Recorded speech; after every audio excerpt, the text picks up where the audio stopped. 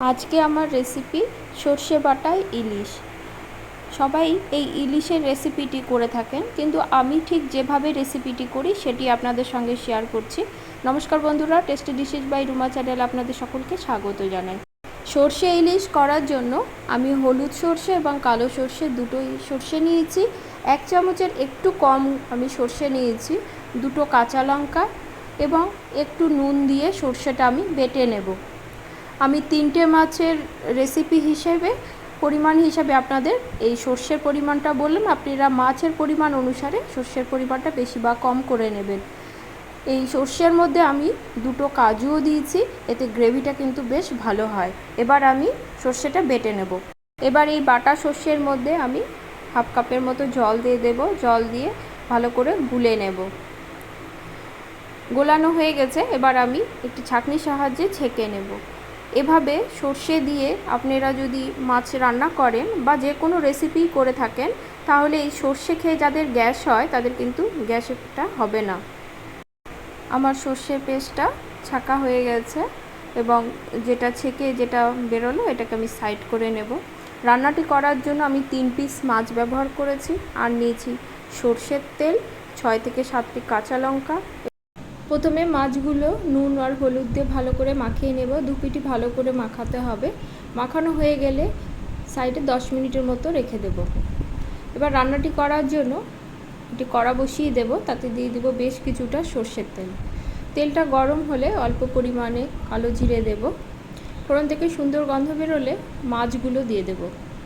মাছগুলো দিয়ে কিন্তু কড়া করে ভাজবো না, শুধুমাত্র এপিট ওপিট করে নেব। আমার সবগুলো মাছ এপিট ওপিট করা হয়ে গেছে। এবার আমি এর মধ্যে বেটে রাখা সর্ষের পেস্টটা দিয়ে দেব। এবার এতে দিয়ে দিব স্বাদ অনুসারে নুন আর হলুদ।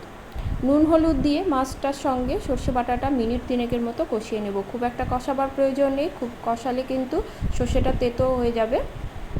শুধুমাত্র জলটা শুকিয়ে গিয়ে তেল ছাড়া পর্যন্তই কষিয়ে নেব। আমার মাছটা কিন্তু সুন্দরভাবে কষানো হয়ে গেছে। দেখুন, জলটা পুরোপুরি শুকিয়ে গেছে এবং তেলটা কিন্তু ছাড়তে শুরু করেছে। মাছটা একটু উল্টে পাল্টে দেবো, দিয়ে দেব জল। খুব একটা জল দেবার প্রয়োজন নেই, যতটুকু জলে মাছটা সেদ্ধ হবে এবং ঝোলটা অল্প পরিমাণে থাকবে ততটুকুই দেবেন। এই সর্ষে বাটা কিন্তু খুব একটা পাতলা ভালো লাগে না। জলটা দিয়ে মাছটা ভালো করে মিশিয়ে নেব। মিশিয়ে নিয়ে আমি ঝালের জন্য দিয়ে দেব 4-5টা কাঁচা লঙ্কা। ঢাকা দিয়ে 5 থেকে 7 মিনিটের মতো রেখে দেব। ঢাকা খুলে একবার দেখে নেব। মাছগুলোকে একবার উল্টে দেব। এতে উপরের দিকে থাকা মাছটাও কিন্তু সুন্দরভাবে সেদ্ধ হয়ে যাবে। আবারও ঢাকা দিয়ে মিনিট 4 মতো রান্না করে নেব। 4 মিনিট পরে ঢাকা খুলে দেখে নেব। দেখুন, মাছটা কিন্তু শুদ্ধভাবে সেদ্ধ হয়ে গেছে এবং গ্রেভিটাও কিন্তু অনেকটাই কমে গেছে।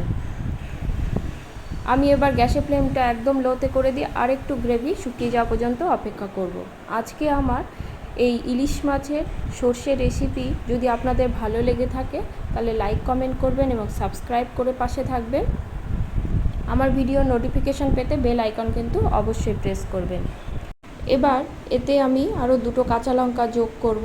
এই ইলিশ মাছের সর্ষে বাটা কিন্তু একটু ঝালঝালি ভালো লাগে। আমার রান্নাটি প্রায় হয়ে গেছে। এবার উপর থেকে 1 চামচের মতো কাঁচা সর্ষের তেল যোগ করব। আমার রান্নাটি কিন্তু প্রায় শেষ পর্যায়ে। সর্ষের তেলটা দিয়ে কিন্তু আমি ভালো করে মাছের সঙ্গে মিশিয়ে নেব। দেখুন কতটা সুন্দর হয়েছে এবং কতটা লোভনীয় হয়েছে, আর একটা সুন্দর গন্ধ বেরোচ্ছে। এইভাবে যদি আপনারাও বাড়িতে সর্ষে বাটা ইলিশ করেন, খেতেও সুস্বাদু হবে এবং খুব কম সময়েও কিন্তু আপনারা এই রেসিপিটি করে নিতে পারবেন। রেসিপিটি ভালো লাগলে বাড়িতে তৈরি করার অনুরোধ রইল এবং কমেন্টে কিন্তু অবশ্যই জানাবেন। আজ তাহলে এ পর্যন্তই, দেখা হবে পরে কোনো রেসিপি নিয়ে। সকলে ভালো থাকবেন, ধন্যবাদ।